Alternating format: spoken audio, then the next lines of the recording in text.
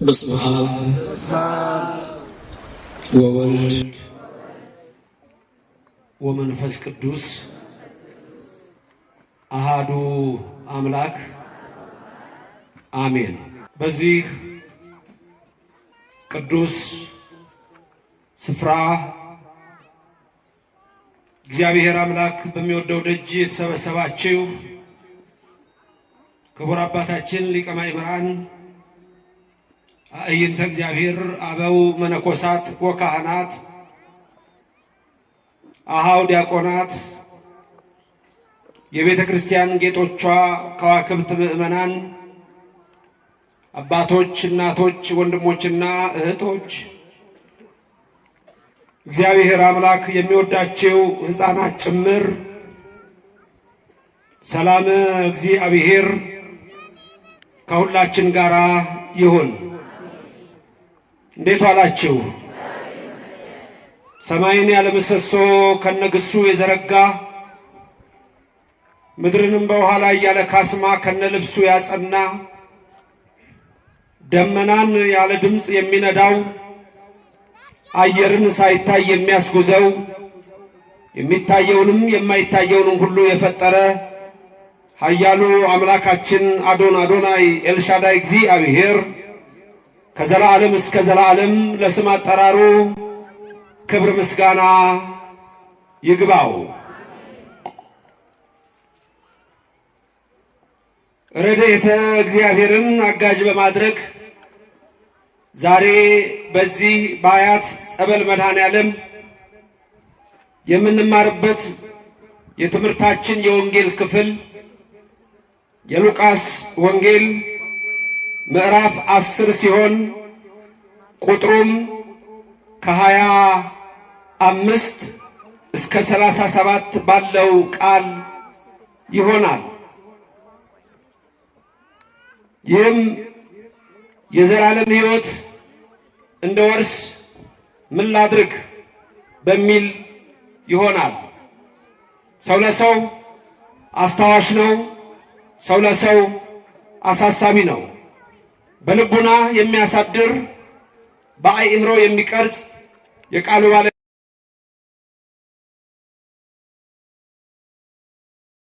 ፍላችሁ ለእኔም ለምናገረው ማስተዋሉና ጥበቡ እንዲያድለኝ የቃሉም ደጅ እንዲከፍትልኝ ሁሉ ጊዜ በጸሎታችሁ አስቡኝ።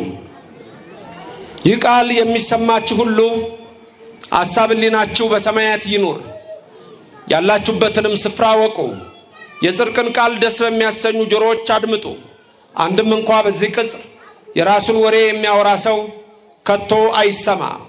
ምድርን ባያት ጊዜ እንድትንቀጠቀጥ ለሚያደርጋት ደሴቶችንም ለሚያቀልጠው ኃያልና ብርቱ አምላክ ከዚህ ሰዓት ጀምራችሁ ሁላችሁም ልቡናችሁን ለሰራዊት ጌታ ለእግዚአብሔር አስማርኩ። ትምህርቱ እስከ ምሽቱ 2 ሰዓት ይሆናል። የሉቃስ ወንጌል ምዕራፍ 10 ከቁጥር 25 እስከ 37 እንዲህ ይላል። መንፈስ ቅዱስ በእኔም በእናንተ ላይ ይደር። እነሆም አንድ ሕግ አዋቂ ሊፈትነው ተነስቶ መምህር ሆይ የዘላለም ሕይወት እንደወርስ ምን ላድርግ አለው። እርሱም በሕግ የተጻፈው ምንድነው? እንዴትስ ታነባለህ አለው። ሕግ አዋቂውም መልሶ ጌታ አምላክህን በፍጹም ልብህ፣ በፍጹም ነፍስህ፣ በፍጹም ኃይልህም፣ በፍጹም ሐሳብህም ውደድ፣ ባልንጀራህንም እንደ ራስህ ውደድ አለው። ኢየሱስም እውነት መለስህ፣ ይህን አድርግ በሕይወት ትኖራለህ አለው። እርሱ ግን ራሱን ሊያጸድቅ ወዶ ኢየሱስን ባልንጀራዬ ማን ነው አለው። ኢየሱስም መልሶ እንዲህ አለ። አንድ ሰው ከኢየሩሳሌም ወደ ኢያሪኮ ወረደ፣ በወንበዴዎች እጅ ወደቀ። እነርሱም ደግሞ ገፈፉት፣ ደበደቡትም፣ በሕይወትና በሞት መካከል ትተውት ሄዱ። ድንገትም አንድ ካህን በዚያ መንገድ ወረደ፣ አይቶም ገለል ብሎ አለፈ። እንዲሁም ደግሞ አንድ ሌዋዊ ወደዛ ስፍራ መጣና አይቶት ገለል ብሎ አለፈ። አንድ ሳምራዊ ግን ሲሄድ ወደ እርሱ መጣ፣ አይቶትም አዘነለት። ቀርቦም ዘይትና የወይን ጠጅ በቁስሎቹ ላይ አፍስሶ አሰራቸው። በራሱ አህያም ላይ አስቀምጦት ወደ እንግዶች ማደሪያ ወሰደው፣ ጠበቀው። በማግስቱም 2 ዲናር አውጥቶ ለባለቤቱ ሰጠና ጠብቀው፣ ከዚህ በላይ የምትከስረውን ሁሉ እኔ ስመለስ ከፍልሃለሁ አለው። እንግዲህ ከነዚህ ከሶስቱ በወንበዴዎች እጅ ለወደቀው ባልንጀራ የሆነው ማንኛው ይመስልሃል አለው። እርሱም ሕግ አዋቂው ምሕረት ያደረገለት አለ።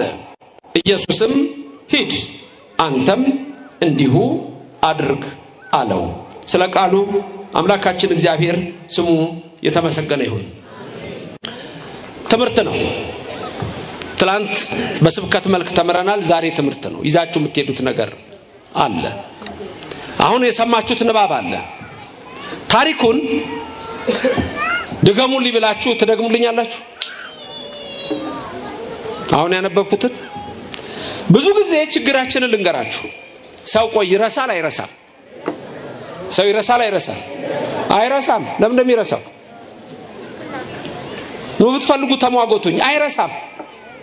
ቆይ ልንገራችሁ። የዛሬ 10 ዓመት የተማራችሁትን ታስታውሳላችሁ ወይስ ረስታችኋል? ንገሩ ብላችሁ ትነግሩኛላችሁ? ታውት የዛሬ 10 ዓመት አሁን የነገርኳችሁን ትነግሩኛላችሁ አትነግሩኝም? የሚነግረኛል አሁን ያነበብኩትን ሰምታችኋል አይደል? ትናገራላችሁ አትናገሩም? ታስታውስታላችሁ? አሁን ያነበብኩትን ጥሩ። ከዚህ ቀጥሎ ደግሞ አንድ ነገር ልንገራችሁ። መርሳትና ለመርሳታችሁም በዚህ ወቁ። ነይ አንድ ጉድ ልንገርሽ። አይገርምሽም? ትናንትና ማታ ቤቷ ሄጄ ገና ስገባ ፊቷን እንደ ነገር አራስ አድርጋ እኔ ደግሞ ሰላም ነው ብዬ እንዴት አመሻችሁ ስል ምን አገባሽ አለች። ምን ነው ለእግዚአብሔር ሰላምታ ስላት አንቺ ደግሞ እግዚአብሔር ታውቂዋለሽ ዲያብሎስ ብላ ሰደበች። ይሄንን የዛሬ ዓመት የተነገረን አትረሳም። ትረሳላችሁ? ይሄን እንዲህ አለች እንዲህ የዛሬ ዓመት ቆይ ጉዱን ልንገርና ያደረገኝ ልንገር ብሎ የነገረ ትረሳለህ? አትረሳም። ታዲያ ይሄን ለምን ትረሳለህ? የሰይጣን መንፈስ የተወገዘ ይሁን። የዲያብሎስ መንፈስ የታሰረ ይሁን። የአዳልሞቲ መንፈስ የወደቀ ይሁን። የዛር መንፈስ የታሰረ ይሁን። የውቃቢ መንፈስ የወደቀ ይሁን። የጨሌ መንፈስ የታሰረ ይሁን። የጋንጩር መንፈስ የረከሰ ይሁን። የአዳልሞቲ የጠቋር አቦብሌ መንፈስ የረከሰ ይሁን። የኢየሱስ ክርስቶስ ክብር ለዘላለም ከፍ ከፍ ይበል። ስሙ የተመሰገነ ይሁን። አስተውሉ። ዲያብሎስን ተቃወሙት፣ እንቢ በሉት፣ ከእናንተ ይሸሻል። ለምንድን ነው የማታስተውሉት? አያችሁ፣ የምትሰሙት ነው የሚወስነው እንጂ አንረሳም። አስተማማችሁ ነው። መልካም ገስጫችሁ ነው የጀመርኩት። ትምህርት ነው ብያለሁ። እንደሱ ነው እንግዲህ። አንድ አስተማሪ ሲያስተምር እኔ ትራንስፎርመር ነኝ አለ። ከኔ የሚወጣው ቃል ወደ እናንተ እስከሚደርስ ኬብል ነው አለ። ቀጭን የኤሌክትሪክ ገመድ ነው አለ። ከዛ እናንተ ጋር ሲደርስ እናንተ ታበራላችሁ አላቸው። አንዱ ለካ ተማሪ እንቅልፉን ይለጥጣል። እርሶ ትራንስፎርመር ነዎት። ከሱ የሚወጣው ቃል እንደ ኬብል ነው። እኛ ጋር ሲደርስ እኛ እናበራለን። ይሄ ሴተኛው ተማሪ አለ። እሱ ደግሞ የተቃጠለ አምፖል ይባላል። እና እንዳንቃጠል ሲሆን እንዳንገባ ነው አሁን ወደኛ ወደ ዋናው ነገር የምንመለሰው። መልካም አጭጭልማ ትወዳላችሁ፣ ፍቅር ትወዳላችሁ። መልካም አሁን ልብ ብላችሁ ስሙ። አሁን ይሄንን እንደ አንድ ታሪክ ነው። ታሪኩ ላይ አንድ ሰው ወደ ኢየሱስ መጣ። እንዳትረሱት። አንድ ሰው ወደ ኢየሱስ መጣና ጥያቄ ጠየቀ። ጥያቄው ምንድን ነበር? የዘላለም ሕይወት እንድወርስ ምን ላድርግ? በቃ ይሄ ሰውየው ማን ነው ደግሞ የሚለው ማወቅ ይኖርባችኋል። ይሄ ሰው ሕግ አዋቂ ነው። ሕግ አዋቂ ነው። ይሄ ሕግ አዋቂ መጥቶ ኢየሱስን የዘላለም ሕይወት እንድወርስ ምን ላድርግ አለ። ኢየሱስ ምን አለ? ስሙ የተመሰገነውን አምላካችን በመጽሐፍ ምን ታነባለህ? አይ ህግ አዋቂ ስለሆነ በመጽሐፍ ምን ታነባለህ? እፎ ታነባለህ። እንዴት ነው የምታነበው? ምን ይላል መጽሐፉ አለ። እሱ ምን አለ? እግዚአብሔርን በፍጹም ኃይል በፍጹም ነፍስ ውደድ ይላል። ከዛም ደግሞ አንድ አለ እሱን የምትመስል ምን ባልንጀራህን ውደድ ይላል። ሂድ አንተም ባልንጀራህን ውደድ፣ ይሄን አድርግ በሕይወት ትኖራለህ አለው። የዘላለም ሕይወት የሚገኘው በዚህ ነው። ሰውየው ግን ምን አለ? ራሱ ከፍ አደረገ። ለምን? የለም ህግ ሰው አዋቂ የተማረ ነው። ስለዚህ ሌላው ሰው ለሱ ምንም አይደለም። ተመልከቱ። ደግሞ የፈለገው ፈተና ምንድነው? ጥያቄው የዘላለም ሕይወት። የዘላለም ሕይወት በጣም ከባድ ነው። የዘላለም ሕይወት በጣም ከባድ ነው። የዘላለም ሕይወት የሚሰጥ እግዚአብሔር ብቻ ነው። ስንት አይነት ሕይወት አለ? ስንት አይነት ሕይወት? ስንት አይነት ሕይወት? የኛ ኦርቶዶክስ ትምህርት ልንገራችሁ። የሚንቀሳቀስ ከቦታ ቦታ የሚንቀሳቀስ ሶስት አይነት ሕይወት ልንገራችሁ። ሁላችሁም ከኔ ቀጥላችሁ ተናገሩ። ሕይወት እንስሳዊ በተፈጥሮ ይሰጣል፣ በሞት ይወሰዳል፣ እንደተወሰደ ይቀራል። ሕይወት ሰብአዊ በተፈጥሮ ይሰጣል፣ በሞት ይወሰዳል፣ በትንሣኤ ዘጉባኤ ይመለሳል። ሕይወት መላእክታዊ በተፈጥሮ ይሰጣል፣ በሞት አይወሰድም፣ እንደተሰጠ ይቀራል። ምን ማለት ነው ይሄ? እንደ ሊቀ ማእምራን ጋር ነው ጠይቁ። እዚህ ጋር አብራራ። በቃ ሶስት አይነት ሕይወት እንስሳዊ ተፈጥሮ ይሰጣል ማለት እግዚአብሔር ፈጠረ። በሞት ይወሰዳል ማለት አንበሳውም ነብሩም በሬውም በጉም ይሞታል፣ እንደተወሰደ ይቀራል ማለት ትንሣኤ የላቸውም፣ የዘላለም ሕይወት የላቸውም ማለት ነው። ገባችሁ አይደል? አሁን ሕይወት ሰብአዊ ማለት ምንድነው ያልነው? ሕይወት ሰብአዊ በተፈጥሮ ይሰጣል ማለት እግዚአብሔር ሰውን ፈጠረው። በሞት ይወሰዳል። በሞተ ስጋ ሞተ ነፍስ ተፈርዶብን ነበረ። ከመርገመ ስጋ ከመርገመ ነፍስ ብንነጻም ያሞት አለ። በትንሣኤ ዘጉባኤ ይነሳል ማለት የዘላለም ሕይወት ልንወርስ እንነሳለን። ለዘላለም ስሙ የተመሰገነ ይሁን። በሬዎች የሚያጎነብሱት አንበሳ የሚያጎነብሰው እኛ ቀጥ ብለን የምንሄደው ለምንድን ነው? ዝሆንም አጎንብሶ ነው የሚሄደው፣ አንበሳም አጎንብሶ ነው የሚሄደው፣ ነብሩ አጎንብሶ ነው፣ በሬው አጎንብሶ ነው። እኛ ግን ቀጥ ብለን ነው የምንሄደው። ለምን? ተገዢ ናቸው። የመገዛት ምልክት ለጣላ ጎንበስ ማለት አይደል? ለሰው ሁሉ ጊዜ እንደሰገዱ ነው። እግዚአብሔር በአርአያና በአምሳል የፈጠራችሁ የታደላችሁ ክርስቲያኖች ኦርቶዶክሳውያን ስሙ ለዘላለም የተመሰገነ ይሁን። አምላካችን በምን አርአያ እንደተፈጠራችሁ እኮ። ሕይወት መላእክታዊ በተፈጥሮ ይሰጣል፣ በሞት አይወሰድም፣ እንደተሰጠ ይቀራል ማለት መላእክት አይሞቱም ነው። መልካም። አሁን ልመልሳችሁ። ምን አይነት ሰው መጣ? አንድ ሕግ አዋቂ ጌታን ምን አለው? የዘላለም ሕይወት እንድወርስ ምን ላድርግ አለው። ጌታን ምን አለው? በሕግ ምን ተጽፏል? ምን ታነባለህ አለው። ሰውየው መለሰ፣ እግዚአብሔርን ውደድ ሰውንም ውደድ ይላል አለ። ሂድና ይሄን አድርግ አለው። ከዛ ሰውየው ራሱን ከፍ ሊያደርግ ፈለገና ምን አለ? ማን ነው ጓደኛዬ? ማን ነው ባልንጀራዬ አለ። እንደራሴ አድርጌ የምወደው እኔ የበላይ ነኝ ነው የሚለው። አንዳንድ ሰዎች ራሳቸውን ከፍ ማድረግ ነው የሚፈልጉት። የዘላለም ሕይወት ለመውረስ ምን ላድርግ? የዘላለም ሕይወት ለመውረስ በቃ የእግዚአብሔር ቃል ነው። የዘላለም ሕይወት ለመውረስ የሚያስፈልገን ይሄ ነው። አንድ ሰውዬ ተማርኩ ባይ ነው። የተማርኩ ነኝ ብሏል። የተማረ ነው። አንድ ባህር ላይ ጀልባ ላይ ወጥቶ ይጎበኛል። ጀልባዋን የሚነዳውን ሰውዬ ይጠይቀዋል። ስለ ጂኦሎጂ ጥናት ታውቃለህ ይለዋል። ምን አልከኝ? ጂኦሎጂ ስሙንም ሰምቼ አላውቅም። እና ስለ ጂኦሎጂ አታውቅም? አላውቅም። ሶሪ ከሕይወት 1/4 አታህላል ጂኦሎጂ ስለላወቀ። ትንሽ ሄደና ደግሞ አንድ ነገር አመጣና አስትሮኖሚ ታውቃለህ አለው። አስትሮኖሚ ምንድነው? አስትሮኖሚ አለው። ስለ ከዋክብት ጥናት አታውቅም አለው። ኧረ ጌታዬ እኔ ጀልባ መንዳት ብቻ ነው አልችልም አላውቅም አለው። ሶሪ ከሕይወት 1/4 አታህል። ስንት አጣ ይሄ ሰውዬ? 2/4። ትንሽ ሄደና ደግሞ የሌላ ጥናት አመጣና ይሄን ታውቃለህ አለው። አላውቅም አለ። አዝናለሁ 1/4 አታለው። ሰውየው በሱ ቤት በስንት 1/4 ሕይወት ነው የሚኖረው? በ1/4። ትንሽ ሄዱ፣ ማዕበል ተነስቷል። ወዲና ወዲህ ጀልባዋን ያናውጣታል። ከዛ ጠያቂ ተጠያቂ ሆነ። ጠያቂው ተጠያቂ የሚሆኑበት ጊዜ ይመጣል። ጌታዬ አለው። አቤት። ዋና ይችላሉ አለው። ምክንያቱም መውጣት አልቻልኩም አለ። ዋና ይችላሉ አለው። አይ ዋና አልችልም አለ። እንግዲህ 1/4ኛም አይደለም 2/4ኛም አይደለም 3/4ኛም አይደለም ሙሉ ሕይወትህን አታል። የዘላለም ሕይወት ልንወርስ የምንችለው እንዴት ነው? ስለዚህ ትልቁ ነገር ይሄ ነው። ትምህርት ነው ብያችኋለሁ። አሁን ሰውየውን አውቃችኋል። አንድ ሕግ አዋቂ መጣ። ወደ ኢየሱስ ክርስቶስ ምን ብሎ ጠየቀው? የዘላለም ሕይወት እንድወርስ ምን ላድርጋለሁ? ጌታ ምን አለው? በሕግ ምን ተጽፏል አለው። በሕግ ምን ተጽፏል ሲለው የተጻፈውን ነገረው። እግዚአብሔርን ውደድ ሰውን ውደድ አለው። አንድ ነገር እዚህ ጋር ልብ በሉ። ትናንትና ስናነሳ ካነሳነው ነገር አንዱ ረዓብ ዘማ። አሁንም ከኢያሪኮ ጋር አገናኝቼ ነው የምነግራችሁ። ረዓብ ዘማ የዳነችበትን ምክንያት ጳውሎስ ሐዋርያ በረከቱ ይደርብንና በእምነት ብሎ ሲነግረን፣ እንዲሁ ደግሞ ያዕቆብ ሐዋርያ የሱም በረከት ይደርብንና በሥራ ጸደቀች ይለናል። አሁን እዚህ ጋር የሚነግረን አንድ ሰው የዘላለማዊ ሕይወት ለመውረስ እግዚአብሔርን መውደድና ሰውን መውደድ። ይሄ የት ነው የተጻፈው? ገና ኦሪት ዘጸአት ምዕራፍ 20 ላይ ነው። ጌታም የጠየቀው በመጽሐፍ ምን ታነባለህ ብሎ የጠየቀው ምን ተጽፏል ያለው ይሄንን ነው። ስለዚህ የኢትዮጵያ ኦርቶዶክስ ተዋሕዶ ቤተክርስቲያን የምትቀበላቸው መጽሐፍት 81 ናቸው፣ አምላካውያት ተብለው የሚታወቁት። ከዛ አዋልድ መጽሐፍት ይባላሉ። ስለዚህ የኛ መጽሐፍ ከሌላው ዓለም ሁሉ የሚለየው ከዚህ የተነሳ ነው። ጌታም ጓደኛዬ ማን ነው ሲለው አንድ ምሳሌ ነገረው። ምሳሌውን ልብ ብላችሁ ስሙ፣ እደግመዋለሁ። አንድ ሰው ከኢየሩሳሌም ወደ ኢያሪኮ ሲወርድ ወንበዴዎች አገኙትና ደበደቡት፣ ልብሱንም ገፈፉት፣ በሕይወትና በሞት መካከል ጥለውት ሄዱ። አለቀ። ስንት ሰው? አንድ ሰው። ከየት ወዴት ሲሄድ? ከኢየሩሳሌም ወደ ኢያሪኮ ሲሄድ ማን አገኘው? ወንበዴዎች። ምን አረጉት?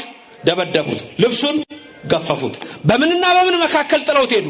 በሕይወትና በሞት መካከል ጥለውት ሄዱ። ስንት ሰው? ከየት ወዴት ሲሄድ? መንገዱ ከየት ወዴት ነው እየተሄደ ያለው? ከኢየሩሳሌም ወደ ኢያሪኮ። ከዛ ወንበዴዎች መጥተው ደበደቡት፣ ልብሱን ገፈፉት፣ በሕይወትና በሞት መካከል ጥለውት ሄዱ። አለቀ። አንድ አንጓ። እንቀጥል። 3 ሰዎች መጡ በዛ መንገድ ላይ። የመጀመሪያው ካህን ነው፣ ሁለተኛው ሌዋዊ ነው፣ ሶስተኛው ሳምራዊ ነው። ስንት ሰዎች መጡ? የመጀመሪያው ካህን፣ ሁለተኛው ሌዋዊ፣ ሶስተኛው ሰማርያዊ። አሁን ጌታ ይሄንን ምሳሌ ነው የሚነግረው። ምሳሌ ነው የተባለው፣ ምሳሌ ነው። ይሄን ምሳሌ ነገረው ነው የሚለው። የምሳሌውን ትርጉም ነው ዛሬ የምንማረው። ትምህርት ያልኩት ለዚህ ነው። የምሳሌውን ትርጉም ነው። ስንት ሰው ነበረ? አይ ያሬ መጀመሪያው ከየት ወዴት ነበር የሚሄደው? ከአዲስ አበባ ናዝሬት እንደምትለው ነው። ከአዲስ አበባ ደብረ ዘይት እንደምትለው፣ ከአዲስ አበባ ነቀምት፣ ከአዲስ አበባ መቀሌ፣ ከአዲስ አበባ ጎንደር እንደምትለው ከኢየሩሳሌም ወዴት ነበር የሚሄደው ሰውየው? ወዴት? ወደ ኢያሪኮ። ምን ሆነ? መንገድ ላይ ተደበደበ።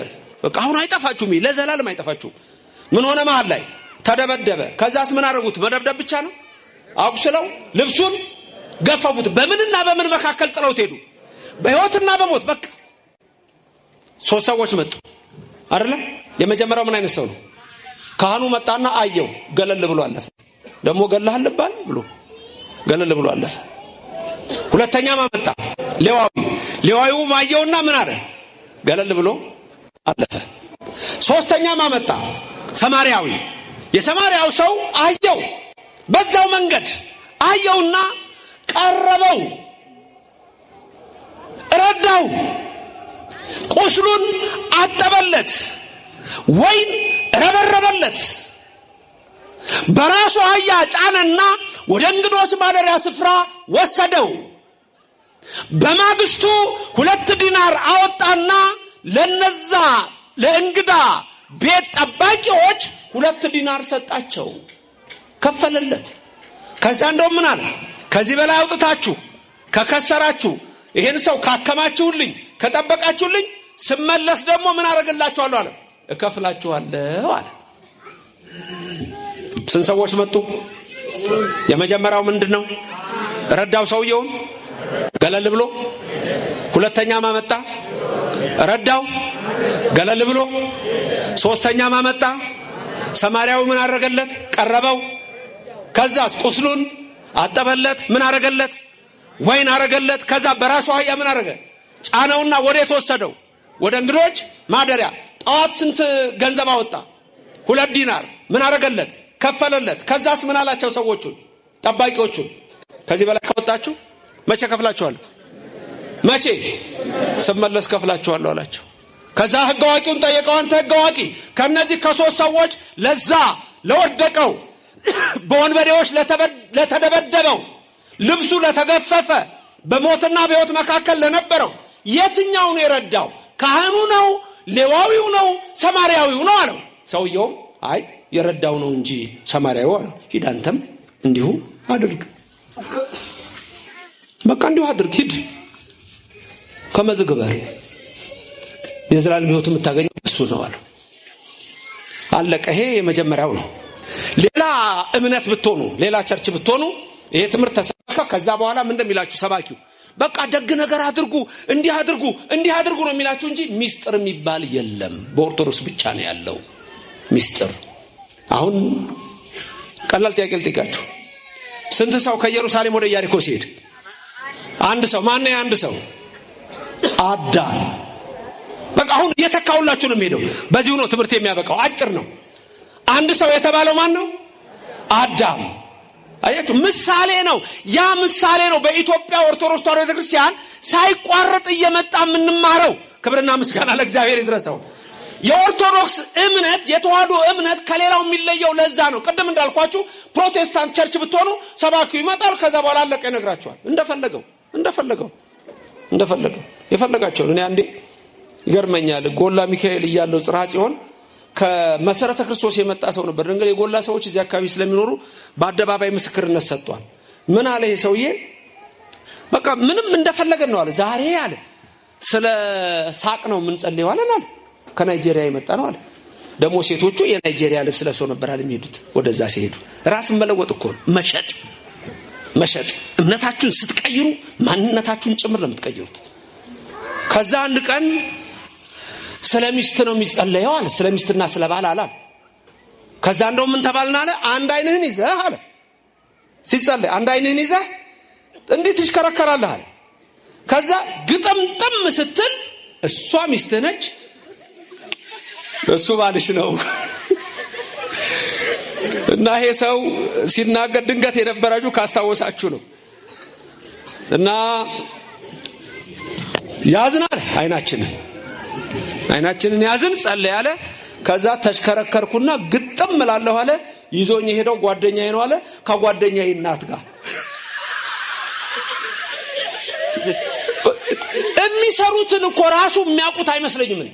አሁን ሰይጣን እየሳቃችሁ እንደሆነ ነው እንዴ? እኮ ምንድነው ብዬ ነው። ምን ከዚህ በላይ አይደለም እንደምትሰሙት በየእንትኑ የሚያደርጉትን። ሳውዝ አፍሪካ ሳር ሲያስግጥ አላያችሁም እንዴ? ወደ አፍ የሚገባ ያረክስም ብሎ ወደ አፍ የሚገባ ያረክስም ማለትና ሳር አስበላቸው። ወደ አፍ የሚገባ ያረክስም ምን እንደሚያረክሰው አላቸው። ካፌ ሞት ሳር በሉና ሆዳቸውን አማቸውና ዞር ብለው አስወጡ። እዛው ረከሱ። እንደሱ እኮ ነው። ጸያፍ ነው። በእምነት ጽና፣ በክብር ጽና፣ በተዋህዶ ክርስትና ጽና። በዚህ ቦታ እግዚአብሔር ብቻ ነው የሚመለከው። የቃል ኪዳኑ ታቦታል ስንገባ ገና በፍርሃት ነው። እንደ ሙሴ ጫማህን አውልቀህ እንደ ኢያሱ ጫማሽን አውልቀሽ ነው። ኦርቶዶክስ እኮ የእግዚአብሔር ቤት ነች። ማህደረ መለኮት እኮ ነች። ቅድስት ቤተክርስቲያን ስንመጣ ገና እኮ ተሳልመን እኮ ነው የምንገባው። ሌላ ቦታ መሳለም አለ እንዴ? የለም። ትላንት ወንጌል እንሳለማለን አላለም ወይም በትላንት ላይ ሳስተምር ነው መስለኛል። ወንጌሉን ራሱ ስመን አይደል እንዴ? እኛ ካህኑ ራሱ እንሳለመው ዘንድ እኮ ነው የሚለን።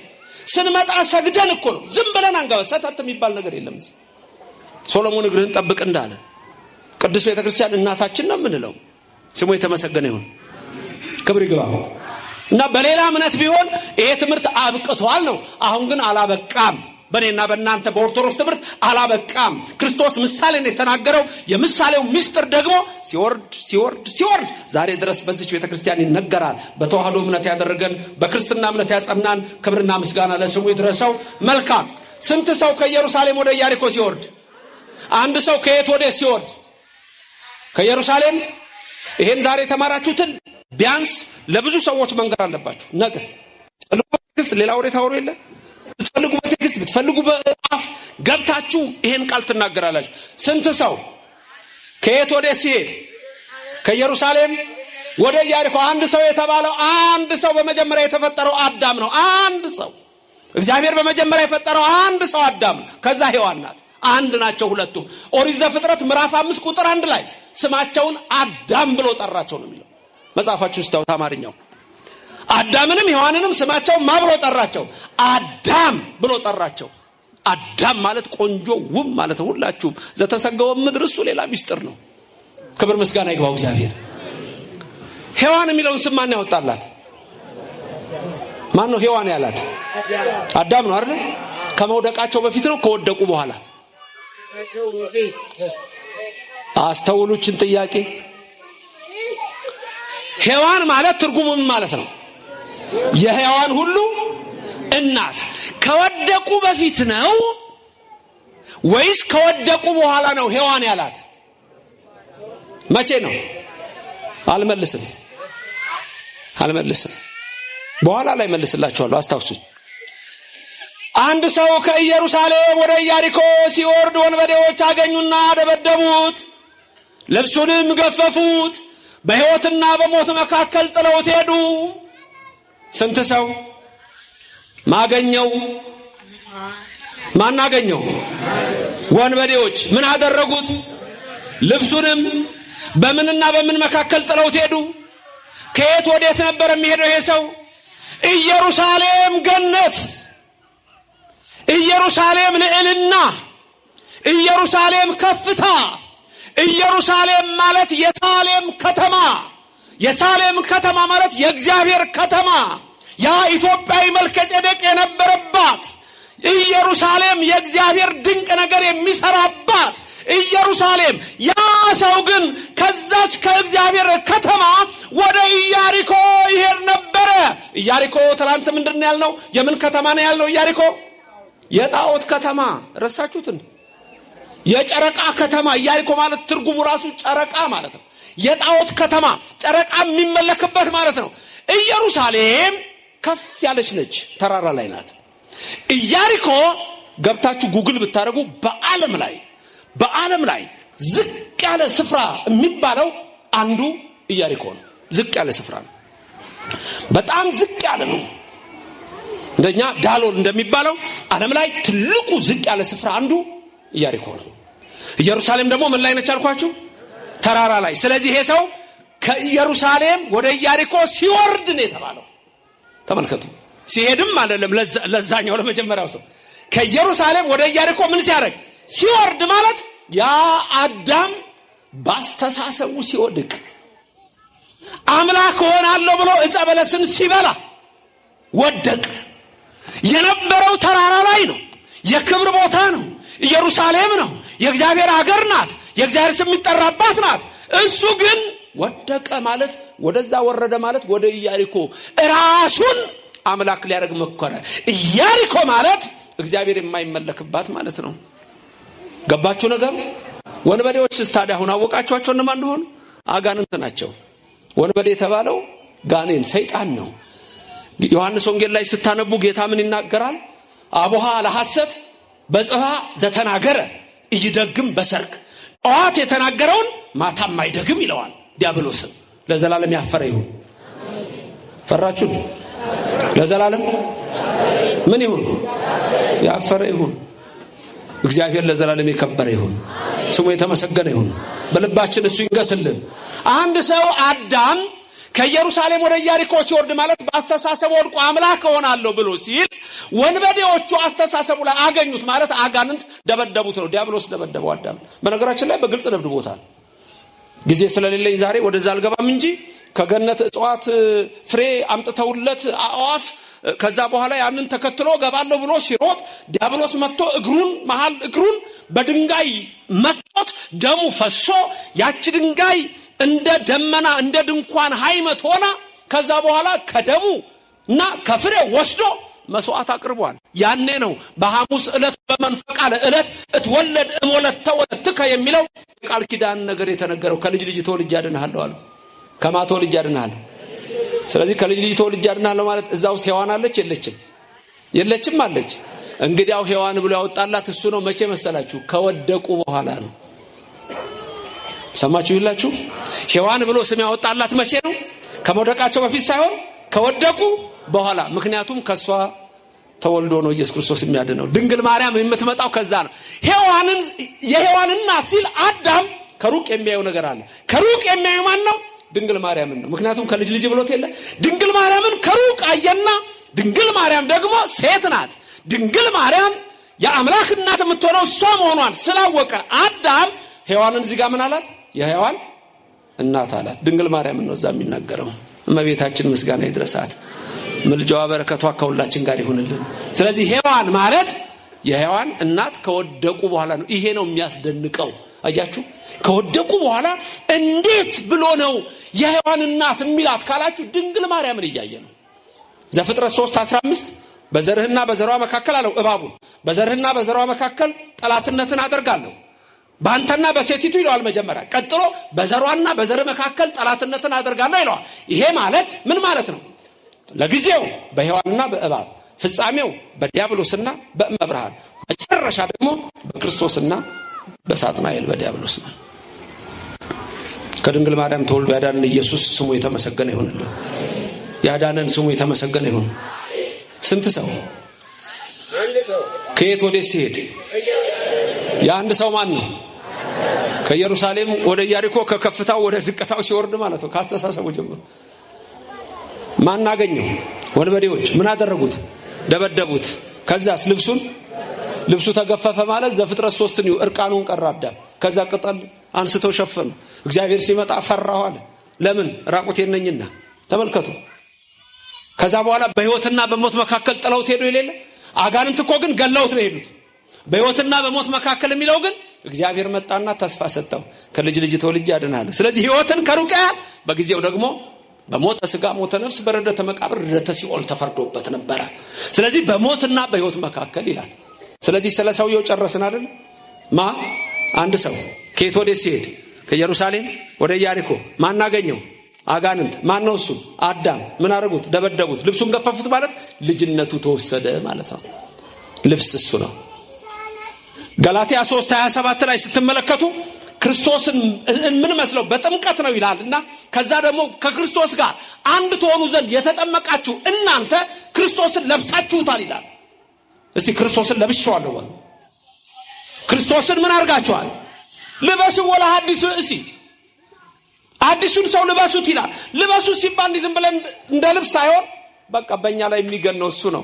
በእኛ ላይ የሚከብረው እሱ ነው። በእኛ ላይ ባለቤቱ እሱ ነው። በስጋም በነፍስም የሚያከብረን እሱ ነው። ለዘላለም ክብርና ምስጋና ለስሙ ይድረሰው። ስሙ የተመሰገነ ይሁንልን። እናንተ ሁላችሁ እኮ የክርስቶስ ስጋና ደም በውስጣችኋል። እስቲ ስጋው ደግሞ የተቀበላችሁ እጃችሁን አሳዩ። ስጋውና ደግሞ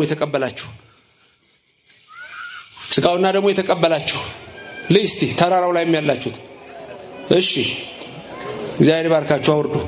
መዋሸት የለ እንደዚህ ደግሞ ያልተቀበላችሁ እጃችሁን ከፈሩ። ያልተቀበላችሁ ውሸታም ናችሁ። ገና በ40 ቀን አልተቀበልክም፣ በ80 ቀንሽ አልተቀበልሽም በሉ። ስጋው ደግሞ የተቀበላችሁ እጃችሁን ከፍ አድርጉ። ሁላችሁም አጨብጭቡና አመስግኑት እግዚአብሔር። መጀመሪያ ይግባችሁ። ይውላችሁ አቋርጫለሁ በለኝ ከፈለክ። ያልተቀበለ እዚህ ውስጥ አለ እንዴ? የለም። እስቲ አንድ በገነኛ ዘለሰኛ ያለው ልንገራችሁ። ከኔ ቀጥላችሁ ተናገሩ። ስጋህን በልቼ ደምህን ጠጥቼ ተኮነን ብትለኝ ይዤ እወርዳለሁ። እኔ ምን ቸገረኝ? ምንድነው ያላችሁት? ምንድነው ያላችሁት? ሴቶች ይሰማችኋል? በሉ እስቲ ስጋህን በልቼ ደምህን ጠጥቼ ተኮነኝ ብትለኝ ይዤ እወርዳለሁ። እኔ ምን ቸገረኝ? ምን ማለት መሰላችሁ? በጣም ብልህ ሰው ነው ይሄን የሚለው። ስጋህና ደምህን በልቼ ጠጥቼ ሲኦል ግባ ብትለኝ እኔም ይዤ አንተን ሲኦል ልወርድ ነው እኮ ምን ቸገረኝ? አንተም ከኔ ጋር ነህ ነው ነገሩ። በሚስጥሩ ግን ምንድነው? ስጋህን በልቼ ደምህን ጠጥቼ ሲኦል ግባ አትለኝም፣ ገነት ግባ ነው የምትለኝ ነው። አዎ ክብርና ምስጋና ለእግዚአብሔር ይድረሰው። ስለዚህ ስጋ ደሙ ሁላችሁ ተቀበላችኋል። አቋርጣችሁ ያላችሁ ያቋረጣችሁ ደግሞ ቀጥሉ። መጋቢ ሐዲስ ሶሎሞን ይሄን ትምህርት እንዳስተምር ነገሩኝ ትላንትና። ስጋው ደሙ የመቀበል ሚስጥሩን እንሄዳለን። በሉሽ ስንት ሰው ከየት ወዴት ማደበደበው? አንድ ሰው ማን ነው? የደበደቡት እነማን ናቸው? አጋንንት አይደለም? አሁን ከዛ ይሄን ምሳሌ እየነገረው በዛው መንገድ ላይ ይላል። በዛው መንገድ ላይ ከየት ወዴት መንገዱ ከየት ወዴት ነው? ተነጋግረን ጨርሰናል እኮ። መንገዱ ከየት ወዴት ነው? ከኢየሩሳሌም። በዛው መንገድ ላይ አንድ ካህን መጣ ማለት እሱም ወድቆ መጣ እንዳዳም። መርገመ ሥጋ መርገመ ነፍስን ተሸክሞ በዚያው መንገድ እሱም ወድቆ መጣ። የወደቀውን አዳም ሊረዳው ሞከረ፣ ግን አልረዳም። ምን አለ? ገለል ብሎ አለፈ ማለት እሱም ሞተ፣ ሞት ወሰደው ማለት ነው። ሞተ። ወደ 27 ከ24 እስከ 27 የሚደርሱ ባለቃ ምንዝር ሊቀ ካህናት ነበሩ። ሞተው እነሱም መስዋዕት አቀረቡ። በጉ መጣ፣ ርግብ ተሰዋ። የጥሉ ግድግዳ አልፈረሰም። አዳም እንደወደቀ ነው። እሱም ወድቆ መጣ ነው። አልረዳውም። ሁለተኛ ማመጣ ሌዋዊ። በየትኛው መንገድ? በዚያው መንገድ ማለት እሱም ወድቆ መጣ። ሌዋውያን ደግሞ ካህናት ናቸው። አብርሃም ይስሐቅን ይወልዳል። ይስሐቅ ያዕቆብን ይወልዳል። ያዕቆብ ሌዊን ይወልዳል። ክህነት ለሌዊ መጣ። ከኢትዮጵያው ክህነት ያንሳል። የኢየሩሳሌሙ ክህነት ከኢትዮጵያው ክህነት ያንሳል። የኢትዮጵያው ክህነት የመልከጼዴቅ ክህነት ነው። የእስራኤል ክህነት የሌዊ ክህነት ነው። እሱ ውስጥ አሁን አልገባም። ሌዊ በአባቱ ወገብ እያለ ለመልከጼዴቅ አስራት ሰጥቶታል ይላል ጳውሎስ ሐዋርያ። ያ ሌዋዊ መጣ፣ ገለል ብሎ አለፈ። እሱም በሞት ተወሰደ። ሶስተኛ ማመጣ ሳምራዊ ነው ያልነው አይደል? ሳምራዊ ካህኑ እስራኤላዊ ነው። ከአንድ እስራኤላዊ ነው። ሌዋውያን እስራኤላውያን ናቸው። ሰማርያውያን ግን ቅልቅል ናቸው። በጣም የሚገርም ነው። ሰማርያውያን ይልቁንም 722 BC 722 ቅድመ ልደተ ክርስቶስ የአሦር ንጉስ መጥቶ 10ን ነገድ ጥርግ አድርጎ ወስዷቸው ከዛ ተቀላቅለው ተካልሰው የመጡ ናቸው ሰማርያውያን። ሰማርያውያን የአይሁድና የአሕዛብ ክልስ ናቸው። ይሄ ሰማርያዊ ምሳሌው እንደሆነ እንድታውቁት ነው። ሰማርያውያን የሚሰግዱት በኢየሩሳሌም ሳይሆን በገሪዛን ተራራ ነው። እንደውም ትዝ ይላችሁ ከሆነ ከቀኑ 6 ሰዓት ኢየሱስ ክርስቶስ ወደ ኢየሩሳሌም ሊሄድ ወደ ይሁዳ ምድር በዛም በሳምር ሲካር ማለፍ ግድ ሆነበትና ከቀኑ 6 ሰዓት ያዕቆብ ለልጁ ለዮሴፍ በሰጠው ከሴኬም አባት ከኤሞር በ100 በጎች የገዛው የምንጭ ውሃ ነበርና እዛ ምንጭ ውሃ ልትቀዳ አንዲት ምስኪን ሴት ከቀኑ 6 ሰዓት መጣች። ከቀኑ 6 ሰዓት ገጠር ያደጋችሁ አላችሁ? ከቀኑ 6 ሰዓት ውሃ ይቀዳል ወይ ጠዋት ወይ ማታ ነው። ሴቲቱ ከሰው ትደበቃለች። ለካ መከራ አለባት። የሰው አፍ የሰለቻት ናት። ለዚህ ነው በዛ ሰዓት ውሃ የምትቀዳው። ክርስቶስ ግን መጣላት። አይኔና እናንተ አምላክ አንድ ሰው እኮ ያናግራል። ስሙ ለዘላለም የተመሰገነ ይሁን። አንድ ሰው ያናግራል። ያናግራል። ከዛ በኋላ እሱ ሌላ ታሪክ ነው። ለማንኛውም እዛ ሄዶ ሰማርያውያንን ሴቲቱ አንድ ነገር ብለዋለች። ትዝ ይላችሁ ከሆነ አንተ አይሁዳዊ ስትሆን ከኛ ከሳምራውያን ጋር እንዴት ብለዋለች። እንዴት ልታናግረኝ ቻልክ አለችው። ምክንያቱም ሰማርያውያን ይናቃሉ በእስራኤላውያን። ለምን? ከአሦር ተቀላቅለዋል።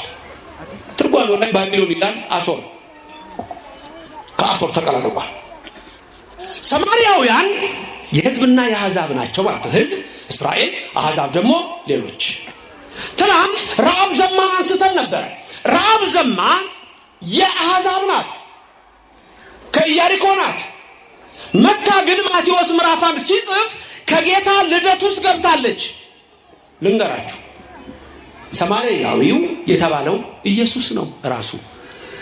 ካህናት ናቸው፣ ሌዋውያን። ሶስተኛ የመጣው ሰማርያዊ የተባለው ኢየሱስ ክርስቶስ ነው።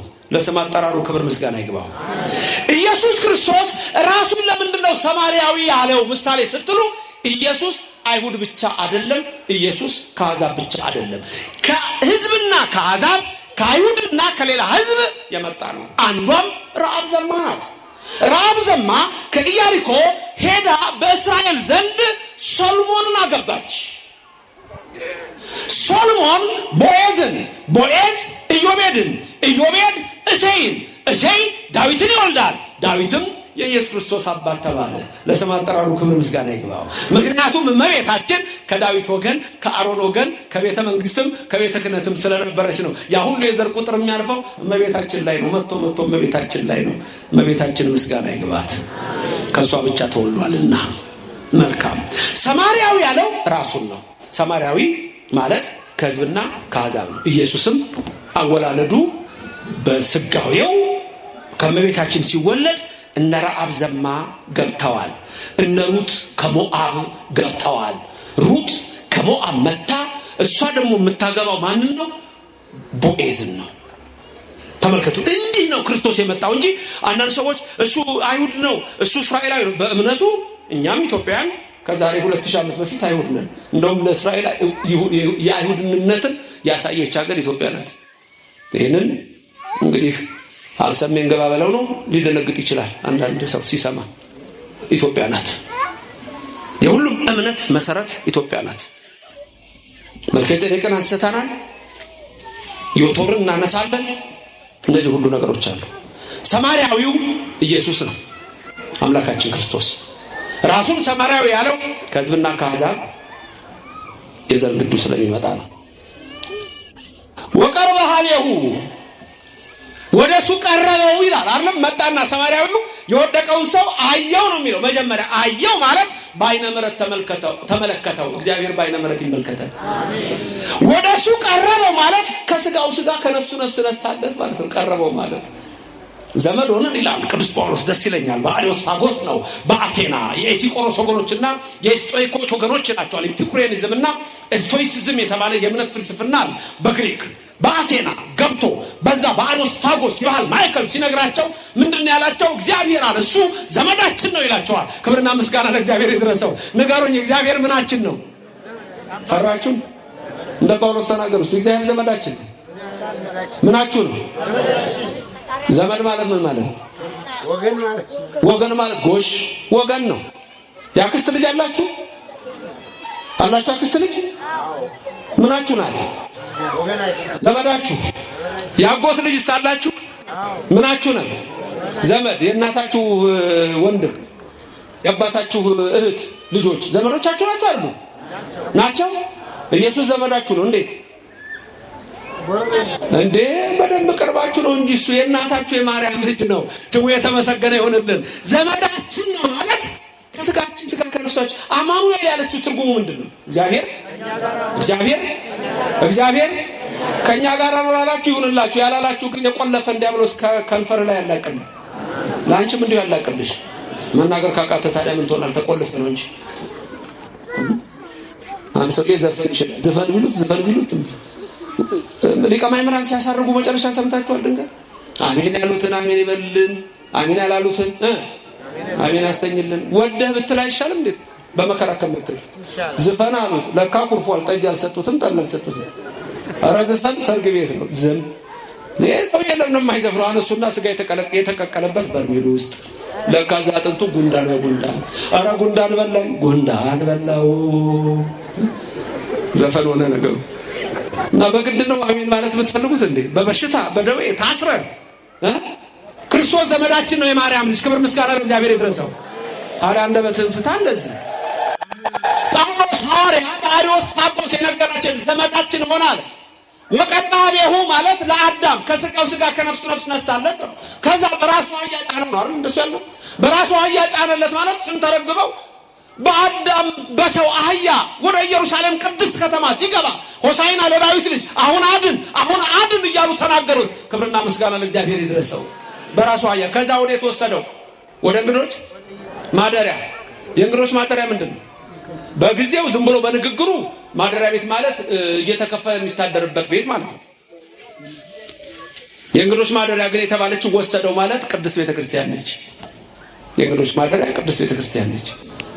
ይሄ ማለት እኛ መጻተኞች ነን እዚህ፣ እኛ እንግዶች ነን እዚህ።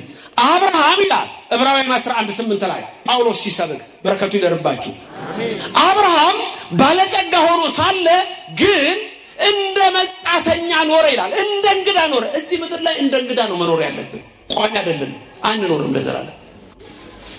የእንግዶች ማደሪያ የተባለችው ቅድስት ቤተክርስቲያን ነች። በማግስቱ የሚለው ሌላ ትርጉም አለው። በሳኒታ ብዙ ምስጢር ያስሄዳል። ካለን ሰዓት አኳያ ግን በማግስቱ ስንት ብር ነበር ያወጣለት? ስንት ዲናር? 2 ዲናር ማለት ብሉይ ኪዳንና አዲስ ኪዳን። ብሉይ ኪዳንና አዲስ ኪዳን። ከዛ ምንድነው ያላቸው? እዛ ያሉትን በእንግዶች ማደሪያ ጠባቂዎች ያላቸው እነማን መሰሏችሁ? እነሱ ካህናት ናቸው። ሐዋርያት፣ ካህናት አባቶቻችን ናቸው። ለነሱ ምንድነው የሰጣቸው? ስንት ሰጣቸው? 2 ዲናር ማለት ብሉይና ሐዲስን ሰጣቸው። አስተምሩ፣ በዚህ የቆሰለውን አዳም አክሙልኝ። እናንተ ናችሁ አዳም። በቃ አሁን ዘፍጥረት 5:1 ላይ አዳምም ሔዋንም ስማቸው ማን ተብሏል? በአማርኛው መጽሐፍ ቅዱስ ላይ አዳም፣ አንቺም አዳም አንተም አዳም ተብላችኋል። ተመልከቱ። እነዚህን አክሙልኝ ለካህናት የተሰጠው ይሄ ነው፣ 2 ዲናር። ከዛ ምን አለ? 2 ዲናር ብቻ ከፍሎ በቃ ምን ብሏቸው ነበር? ከዚህ በላይ ካወጣችሁ ስመለስ ዳግም ምጽአት። ከዚህ በላይ ካወጣችሁ ብሉይና ሐዲስን ይዛችሁ መጽሐፍ ጽፋችሁ መልካም እረኛ እንደሚለው እንደ ሊቀ ማእምራን መጽሐፍ፣ ሌሎች መጽሐፍት፣ ከዛም የሊቃውንት መጽሐፍ ቀድሞ እነዚህ በጠቅላላ ከመጽሐፍ ቅዱስ ውስጥ የወጡ ናቸው። አውጥታችሁ ሌላ ካወጣችሁ ከነዚህ ከ2 ዲናር በላይ ሲል ከ2 ዲናር ወስዳችሁ ጽፋችሁ አዳምን ሔዋንን የምታክሙልኝ ከሆነ ስመለስ ማለት ዳግም ምጽአት። የዛን ጊዜ ምን አደርጋችኋለሁ? ከፍላችሁ። አንተ ታማኝ ባሪያ ተሾመሃል፣ በ5 ላይ 5 በ2 ላይ 2 አምጥተሃል፣ ና ወደ ጌታ ደስታ ገባ። ሁላችን ወደ ጌታ ደስታ እንዲያገባን የሱ ፈቃድ ይሁን። አንተ ሕግ አዋቂ አለው፣ በል ንገረኝ፣ ከካህኑ ከሌዋዊው ከኔ ለወደቀው አዳም በጎ ነገር ያደረገለት ማን ነው አለው። ጌታ ሆይ አንተ ነህ አለው። ከመዝግበር ሂድ አንተም እንደኔ አድርግ አለው። እንደዚህ ነው ሚስጥሩ። ተመልከቱ። ስለዚህ የዘላለም ሕይወት ልንወርስ የምንችለው ወገኖቼ እግዚአብሔርን ስንወድና ሰውን ስንወድ ነው። ቅድስት ቤተክርስቲያናችን የእንግዶች ማደሪያ እኔና እናንተ የምንመጣባት ይሄ ነው። የመጨረሻው ብዙ ቦታ ላይ የመጨረሻው የቅዳሴ ቃል ዲያቆኑ የሚለው ምንድን ነው? የመጨረሻው የትኛው ነው? አታስታውሱ? ምን ትላንት እንሱ ለጸሎትን ስትረጉኝ አልነበረም? የትኛው ይመስላችኋል? ዲያቆኑ የሚለው የመጨረሻው ቃል እቱ በሰላም ወደ ቤታችሁ በሰላም ወደ ቤታችሁ ግቡ። ለጊዜው ቤታችሁ ነው የምትገቡት፣ ግን ያ ትርጉሙን መሰላችሁ? ኑ ሀቤ ወደ መንግስቴ ግቡ ይሌለ። ስለዚህ የመጨረሻው እቱ በሰላም ማለት እንግዲህ ኃጢአታችሁ ተወግዷል፣ በደላችሁ ተደምስሷል፣ በሰላም ወደ ቤታችሁ ግቡ ማለት ወደ መንግስተ ሰማያት ግቡ ማለት ነው። ክብርና ምስጋና ለእግዚአብሔር ይድረሰው። እዚህ እንግዶች ነን። እቺ ቅዱስ ቤተክርስቲያን ስንሳለማት ራሱ አባባል አለ። ዝም ብለን አንሳለም። ሰላም ለኪ ቅዱስ ቤተክርስቲያን በሐኪ ብለን ቅዱስ ቤተክርስቲያን አምሳለ ኢየሩሳሌም ነው የምንላት። ተመልከቱ፣ ሰማያዊት ኢየሩሳሌም እዚህ ሳንኖር እዛ ልንገባ አንችልም። በዚህ ሳንሰግድ እዛ ልንሰግድ አንችልም። በዚህ ሳንቀድስ እዛ ልንቀድስ አንችልም። እዚህ ያለውን ታቦት ካላየን እዛ ያለውን ታቦት ማየት አንችልም። በሰማይ ያለው የእግዚአብሔር መቅደስ ተከፈተ አለ የሚለው ቅዱስ ዮሐንስ በራእዩ ላይ በሰማይ ያለው የእግዚአብሔር መቅደስ ተከፈተ ብሎ ከዛ በኋላ ምን ታየ ነው የሚለው?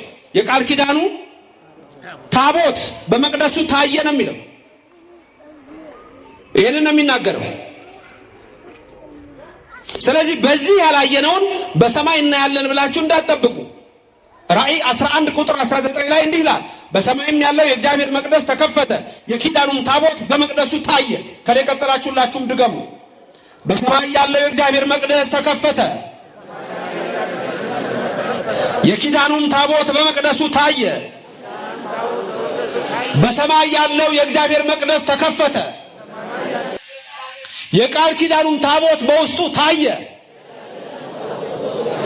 ምን ላይ ነው ይሄ መጽሐፍ? ራእይ ላይ። ራእየ ዮሐንስ ነው። ራእየ ዮሐንስ ምዕራፍ 11 ቁጥር 19 ነው። ምንድነው ያላችሁት? በሰማይ ያለው ምንድነው ያላችሁት? መድገም አቃታችሁ እንዴ? በሰማይ ያለው የማ መቅደስ ተከፈተ። መቅደሱ የማን ነው? የት ነው ያለው ይሄ መቅደስ? ሰማይ። በሰማይ ያለው እግዚአብሔር ምን መቅደስ ምን ሆነ? ተከፈተ። በውስጡ ደግሞ ምን ታየ? የቃል ኪዳኑ ታቦት። የት? ሰማይ ላይ። በማመቅደስ ምን ታየ? በእግዚአብሔር መቅደስ የቃል ኪዳኑ ታቦት። የኦርቶዶክስ ቤተክርስቲያን ስትከፈት መቅደሱ የእግዚአብሔር ነው፣ የሰው አይደለም። የቃል ኪዳኑ ታቦት በመቅደሱ ይታያል። በሰማይ ያለው በዚህ ቤተክርስቲያን አለ። አንተ ሕግ አዋቂ የዘላለም ሕይወት እንድትወርስ ከፈለግ ምግባርና ሃይማኖት በሚሰበክባት በኦርቶዶክስ ተዋሕዶ ቤተክርስቲያን ተገኝ። ታዲያ ዋናው ነገር ቁስሉን ምን አደረገለት? አደረቀለት። ዘይት ቀባው፣ ወይን ረበረበለት። ያ ጥምቀት ስጋ ወደሙ ነው። አጠበው፣ ጥምቀት ነው። ቁስሉን አደረቀለት፣ መርገመ ስጋ መርገመ ነፍስን አጠፋለት ነው። ዘይት እያንዳንዳችሁ የተጠመቃችሁ ጊዜ ቅብአ ሜሮን ትቀባላችሁ 36 ሕዋሳት። አለዛም ውስጥ አድርገው ካህናት ሁሉንም ያጠምቋቸዋል። ክርስትና ላይ ሕፃን ልጅ ጸጉሩን መላጨት አለበት የለበትም የሚል ብዙ ጥያቄ ትሰማላችሁ። ምን እንደመልሱ አንዳንድ ሰዎች ሰምቻለሁ። ትልቅ መምህራን ሳይቀሩ መላጨት የለበትም ሲሉ ሰምቻለሁ።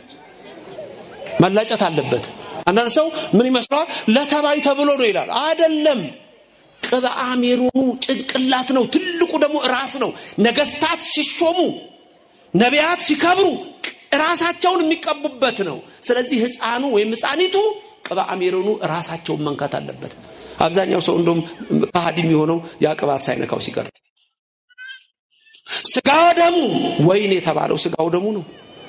ስለዚህ ወገኖቼ ስጋው ደሙ ያቋረጣችሁ ወደ ነፍሳችሁ ቀርባችሁ ስጋው ደሙ እንድትቀበሉ ይሄንን መልእክት ነው የዛሬው ወንጌል። 2 ሰዓት ላይ ያበቃል የተባለው ትምህርት 2 ሰዓት ላይ አብቅቷል። የተማርነውን በልቡናችን ያሳድር። እመቤታችን አትለየን። አሜን።